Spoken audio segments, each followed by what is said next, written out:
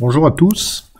On va présenter donc l'exercice qui va consister à interroger la base The Movie Database, du moins le service web The Movie Database, afin de faire des recherches sur des films, d'en récupérer le synopsis et de récupérer la liste des acteurs. Pour chaque acteur, il faudra aussi obtenir son nom et sa date de naissance.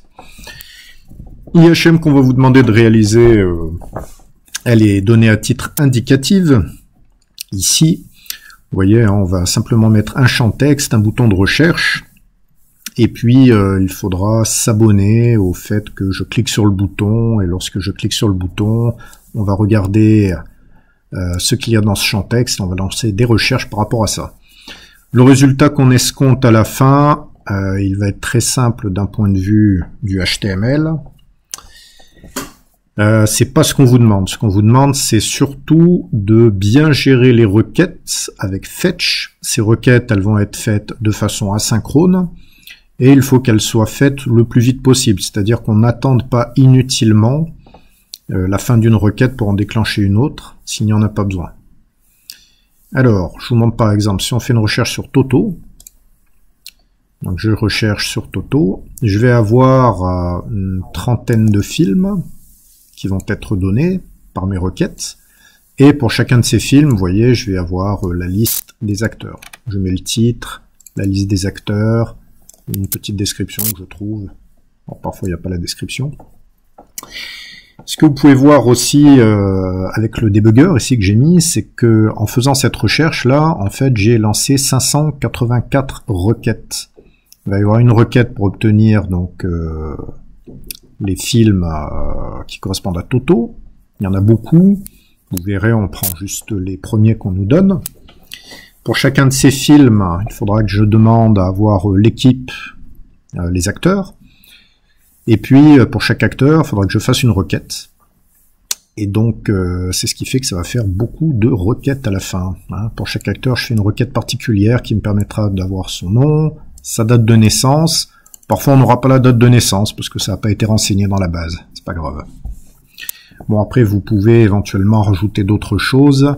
Peu importe. Ça sera à vous d'explorer un petit peu ce qui peut être, ce que vous pouvez avoir dans les données. Donc, en plus de regarder le site qui est très bien fait sur The Movie Database qui vous décrit les API, ça c'est quelque chose que je vous donne dans le sujet. N'oubliez pas non plus de regarder le débugger réseau pour voir un petit peu ce que vous renvoient les requêtes. Vous verrez que les requêtes, elles vous renvoient à chaque fois du JSON, donc des documents formatés en JSON.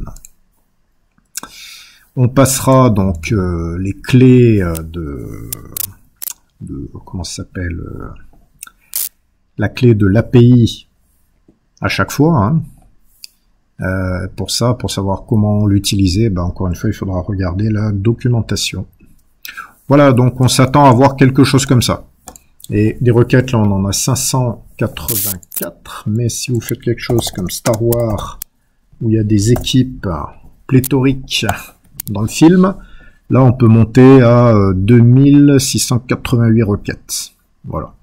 Et vous avez vu que mes requêtes, elles se font massivement en parallèle. Enfin, en parallèle. Là, j'ai de la synchrone, quoi. Ok ?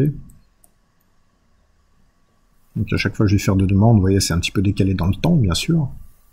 Mais il y a beaucoup de choses qui se passent en même temps. Et donc c'est ça, ce qu'on va regarder, c'est est-ce que vous arrivez à déclencher vos requêtes le plus vite possible. Voilà. Eh bien, bon courage avec ça. Et puis, n'hésitez pas à jouer un petit peu avec le site The Movie Database, il y a plein de choses amusantes dessus.